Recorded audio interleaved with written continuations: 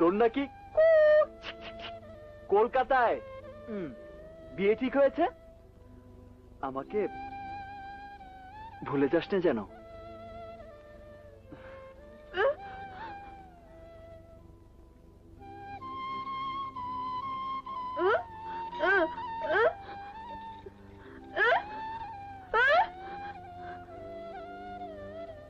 Shubha,